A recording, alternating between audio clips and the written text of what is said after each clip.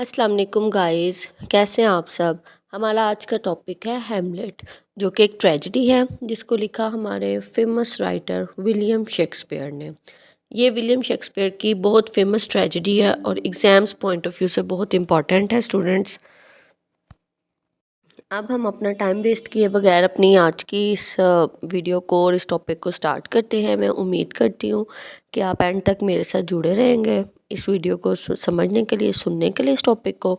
और अपने इस ट्रेजेडी को, इस प्ले को स्टार्ट करने से पहले हम इसके राइटर का ओवरव्यू ले लेते हैं। विलियम शेक्सपियर, जो कि 1564 में पैदा हुए और 1616 में इनकी डेथ हुई थी। विलियम शेक्सपियर को फादर ऑफ इंग्लिश ड्रामा भी कहा जाता है, क्योंकि उन्होंने इंग्लिश लैंग्वेज को बहुत एनरिच किया। आज भी हम डेली लाइफ में उनको ये बनाए हुए वर्ड्स और फ्रेजेस यूज़ करते हैं। उन्होंने लगभग 37 प्लेस, 154 सोनेट्स लिखे, और सोनेट्स पोइम्स को कहते हैं। उसमें इन्होंने ट्रेजेडीज़ लिखी, जिसमें सैड एंडिंग्स में हैमलेट, मैकबथ, ओथेलो। कॉमेडीज़ भी लिखी, जिसमें a mid summer night dream, twelfth night. ये इनकी बहुत ज़्यादा फेमस राइटिंग्स हैं। और इनका जो राइटिंग स्टाइल है वो deep emotions, powerful dialogues, complex characters और themes like love, jealousy, revenge और एम्बिशन इस पे होता है। अगर हम इसको आम लफ्ज़ों में देखें तो विलियम शेक्सपियर एक ऐसे राइटर थे जिनकी राइटिंग 400 ईयर्स बाद भी पॉपुलर हैं, और उनकी प्लेस दुनिया भर में स्कूल्स, यूनिवर्सिटीज़ में पढ़ाए जाते हैं। इनकी स्टोरीज़ ह्यूमन नेचर को डीपली एक्सप्लेन करती हैं। ओके स्टूडेंट्स, अब हम अपने प्ले का इंट्रोडक्शन देख लेते हैं। ये प्ले 1600 टू 1601 के दरमियान में लिखा गया, और ये शेक्सपियर के करियर का मिडल पीरियड का प्ले है। और ये इसका जो जॉनरा है वो ट्रेजेडी है, यानी कि ट्रेजेडी का मतलब होता है कि स्टोरी की एंडिंग जो है वो सैड होती है। इस प्ले में रिवेंज, डेथ, बेट्रेयल और मैडनेस जैसे सीन्स सीरियस थीम्स हैं। और इसकी सेटिंग जो है वो डेनमार्क में हुई, और ज़्यादा सीन्स जो है रॉयल पैलेस एल्सिनोर कैसल में होते हैं। और टाइम पीरियड जो है वो मिडीवियल, यानी कि पुराने ज़माने का रॉयल सिस्टम होता है इसका जो टाइम पीरियड है। ये शेक्सपियर का लॉन्गेस्ट प्लेस में से एक प्ले है, और ये प्ले पहली बार जब स्टेज पर परफॉर्म हुआ तो लोगों ने इसको बहुत पसंद किया। आज भी ये दुनिया के सबसे ज़्यादा फेमस प्लेज में से है। और इस ये सबसे ज़्यादा परफॉर्म और स्टडी किया जाने वाला प्ले है। स्कूल और यूनिवर्सिटीज़ में ये सिलेबस का हिस्सा होता है ये प्ले। और इसका डायलॉग जो है टू बी और नॉट टू बी, ये दुनिया का सबसे फेमस डायलॉग माना जाता है। ये हैमलेट का ये एक डायलॉग है। जी स्टूडेंट्स, अब हम अपनी आज की जो है हैमलेट उसकी स्टोरी को स्टार्ट करते हैं, उसकी समरी को देखते हैं। मैं कोशिश करूँगी कि सारे एक्ट्स के सारे सीन्स को बता पाऊँ। अब अपना टाइम ज़ाया के बगैर हम इसको स्टार्ट करते हैं। डेनमार्क के रॉयल कैसल एस्लिनोर में ये कहानी शुरू होती है। रात के वक्त गार्ड्स को क्या होता है, पुराने किंग हैमलेट जो है ना उसका घोस्ट नज़र आता है। ठीक है, वो डर जाते हैं और प्रिंस हैमलेट को बताने का फ़ैसला करते हैं। अब यहाँ हमें क्या समझ आया कि जो हमारा कहानी का हीरो है वो प्रिंस है, और उसके बाप का भूत नज़र आता है गार्ड्स को। प्रिंस हैमलेट जो है वो ऑलरेडी बहुत दुखी होता है, और उसकी दुखी होने की क्या वजह होती है कि उसके फादर की डेथ हो चुकी होती है। और सबसे ज़्यादा उसको इस बात का दुख होता है कि उसकी मदर क्वीन गर्ट्रूड ने सिर्फ कुछ हफ्तों के बाद ही उसके चचा क्लॉडियस से शादी कर ली, और क्लॉडियस जो है वो अब डेनमार्क का नया किंग बन चुका होता है। अब उसको ये बात बिल्कुल अच्छी नहीं लग रही होती ना इसको। और इसी में जो है ना पोलोनियस भी एक करेक्टर है। वो जिस तरह होते हैं इसका क्लॉडियस का ख़ास आदमी है। उसकी बेटी ओफिलिया होती है, और ओफिलिया का इसके साथ अफेयर होता है हैमलेट के साथ। और उसका भाई लेट्रिस जो है वो अपनी सिस्टर को वार्न करता है कि हैमलेट पर ट्रस्ट ना करे। अब जब हैमलेट जो है घोस्ट से मिलता है तो घोस्ट उसे बताता है कि उसकी डेथ नेचुरल नहीं थी, यानी कि उसके फादर का जो घोस्ट है उसकी डेथ नेचुरल नहीं थी। क्लॉडियस ने उसके कान में पॉइजन डालकर उसका मर्डर किया था। ये एग्ज़ाम्स में एमसीक्यूज़ में क्वेश्चन आ सकता है कि क्लॉडियस ने ओल्ड किंग हैमलेट को किस तरह मारा था। घोस्ट जो है वो हैमलेट से कहता है कि वो उसका बदला ले। ये सुनकर हैमलेट शॉक हो जाता है और रिवेंज लेने का प्रॉमिस करता है। लेकिन हेमलेट जो है वो सीधा एक्शन लेने के बजाय बहुत ज़्यादा सोचता रहता है और डाउट में रहता है कि कहाँ के कहीं घोस्ट कोई शैतान तो नहीं। इसलिए वो एक प्लान बनाता है और इस प्लान के ही तहत वो अपने दोस्तों को कहता है कि वो कुछ अजीबोगरीब हरकतें करेगा जिससे सबको लगेगा कि वो शायद अपने बाप की मौत और माँ की दूसरी शादी की वजह से पागल हो गया, लेकिन असल में वो पागल नहीं होता। वो क्या करता है, वो एक ना ड्रामा वो लोग प्ले एक करते हैं यहाँ पे ना, जिसमें वो एक्टर्स को बुलाता है। एक्टर्स कौन से, यानी कि ये रोस्क्रंस एंड गुल्डनस्टर्न को बुलाता है और एक्टर्स के साथ वो प्लान बनाते हैं, ठीक है। और वहाँ पे ये the mouse mouse trap play perform होता है, ठीक है। ये प्ले क्लॉडियस जो है वो उस प्ले के दौरान बहुत गिल्टी फील करता है और वहाँ से घबरा के उठ के चले जाता है।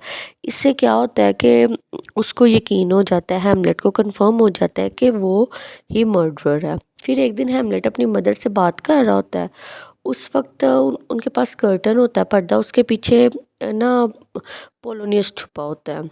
लेकिन हेमलेट को लगता है कि शायद क्लॉडियस है और वो उस पर वार करके उसको मार देता है। इस पर पोलोनियस मर जाता है। अब इस मर्डर के बाद सिचुएशन और सीरियस हो जाती है। पोलोनियस की डेथ की वजह से ओफेलिया जो उसकी बेटी है वो मेंटल प्रेशर बर्दाश्त नहीं कर पाती और आहिस्ता आहिस्ता पागल हो जाती है। अब आखिर में वो पानी में डूब के मर जाती है। उसका भाई जो है लेट्रिस, जिसका हमने स्टार्ट में जिक्र किया, जो कि अपनी बहन को कह रहा था कि हेमलेट पे भरोसा ना करे, वो आउट ऑफ कंट्री होता है। वो वापस आता है और अपने फादर और सिस्टर की डेथ का बदला लेने का फैसला करता है। ऐसे में जब क्लॉडियस को पता चलता है कि हेमलेट उसे मारना चाह रहा है, वो उसको बाहर भेज देता है ना, लेकिन और वहाँ पे उसको मरवाने की कोशिश करता है, उसको किल करने की कोशिश करता है। लेकिन हेमलेट जो है वो बच जाता है। हेमलेट लेटर भेजता है कि वो ज़िंदा है और वो वापस आ रहा है। अब जब वो वापस आ रहा होता है तो फिर क्लॉडियस जो है वो एक प्लान बनाता है लेट्रिस और हेमलेट की ना डुअल फाइट होती है हेमलेट की। उसमें वो क्या करता है कि तलवार का मुकाबला होता है इन दोनों में, और लेट्रस की तलवार जो होती है ना उस पे पॉइजन लगाया जाता है और एक पॉइजन ड्रिंक भी रेडी रखा जाता है ताकि ये हेमलेट को मारने का प्लान हो रहा होता है। फाइनल सीन में क्या होता है, डुएल शुरू होता है। लेट्रस जो है हेमलेट को पॉइजन जो है ना स्वॉर्ड उससे, यानी कि तलवार, उससे ज़ख्मी करता है। अ, उसे ज़ख्मी कर देता है और लड़ाई के दौरान फिर क्या होता है, यहाँ पे कहानी में ट्विस्ट आ जाता है। उनकी जो स्वॉर्ड्स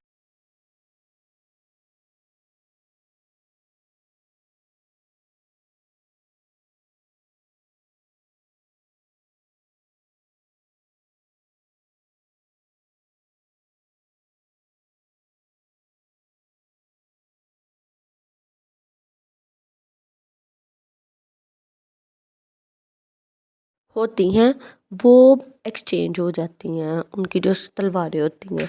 अब हेमलेट भी लेट्रिस को ज़ख्मी कर देता है। इस बीच क्वीन गर्टrude जो होती है ना वो पॉइजन ड्रिंक पी लेती है और मर जाती है।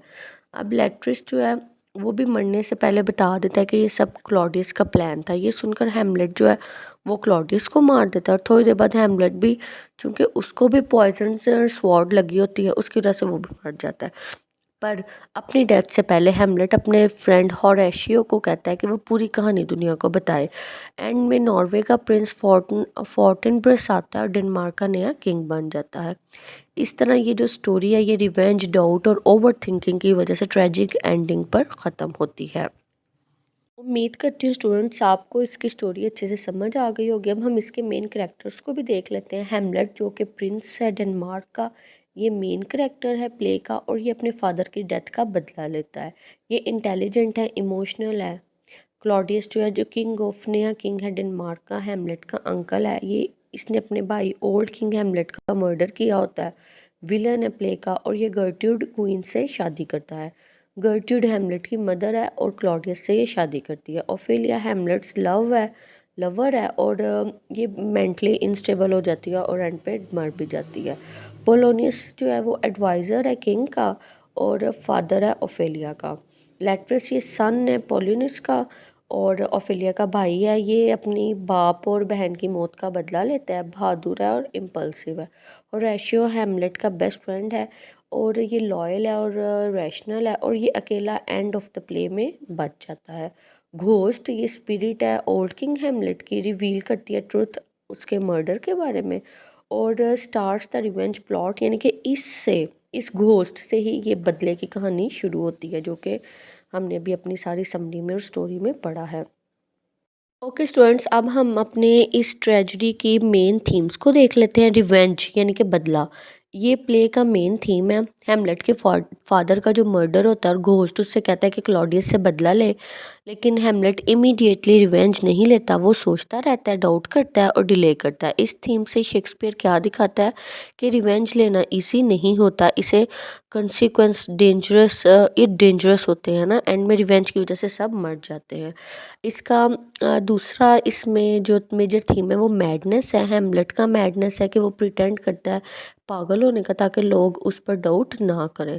और ओफेलिया की मैडनेस है, इसमें वो सच में मेंटल स्ट्रेस की वजह से पागल हो जाती है। शेक्सपियर दिखाता है कि इमोशनल पेन इंसान को मेंटली डिस्ट्रॉय कर सकता है। इसके अलावा इसमें अपीयरेंस वर्सेस रियलिटी है।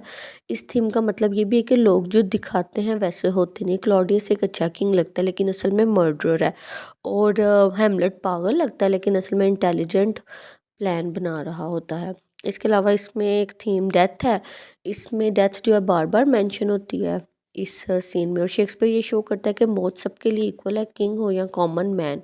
करप्शन है डेनमार्क को प्ले में एक करप्ट स्टेट के तौर पर शो किया गया है, और जब लीडर गलत हो तो पूरा सिस्टम ख़राब हो जाता है। शेक्सपियर ने ये दिखाने की कोशिश की है। इनडिसीजन या डिले, हैमलेट को सबसे बदला जो है फ्लॉ है, ओवर थिंकिंग है। वो रिवेंज लेना चाहता है पर स्टेप पर डाउट करता है, इस डिले की वजह से ये ट्रेजेडी बन जाती है। शेक्सपियर ये दिखाता है कभी कभी ज़्यादा सोचना भी डेंजरस होता है। ये जो टू बी और नॉट टू बी, ये फेमस सोलिलो की है, हैमलेट की। इसमें हैमलेट की थिंकिंग अबाउट लाइफ और डेथ के बारे में शो हो रही है। ये सीन ग्रेवयार्ड में आता है। ये वहाँ बोल रहा होता है ही questions existence shows internal conflicts. जो इसके जहन में बातें हैं, जो सोचे हैं, ये वो सब कुछ शो करने की कोशिश करता है। क्योंकि जैसे कि हमें पता है जो ही प्ले स्टार्ट होता है, हैमलेट को जब घोस्ट से पता चलता है कि उसका फादर की डेथ हुई है, तो वो जी भर करता है ताकि सबको लगे वो पागल है। अब हम अपनी इस ट्रेजेडी का कंक्लूजन देख लेते हैं। इस कहानी से हमें पता चलता है कि हैमलेट जो है रिवेंज की ट्रेजेडी है, ह्यूमंस की वीकनेस को ये शो करती है और डीप साइकोलॉजिकल कन्फ्लिक्ट्स को एक्सप्लोर किया। और शेक्सपियर के अच्छे कामों में से ये एक काम है, ग्रेटेस्ट वर्क है शेक्सपियर का। ओके स्टूडेंट्स, इसके साथ ही मेरा आज का टॉपिक ख़त्म होता है। उम्मीद करती हूँ आपको आज की वीडियो पसंद आई होगी। इसको लाइक, कमेंट और शेयर करना ना भूलिए, और ताकि इससे मुझे पता चले आपको हर चीज़ की समझ आ रही है। और अगर कोई मेरे चैनल पर नया है जिसने अभी तक मेरे चैनल को सब्सक्राइब नहीं किया, तो इसको सब्सक्राइब कर ले। अल्लाह हाफिज़।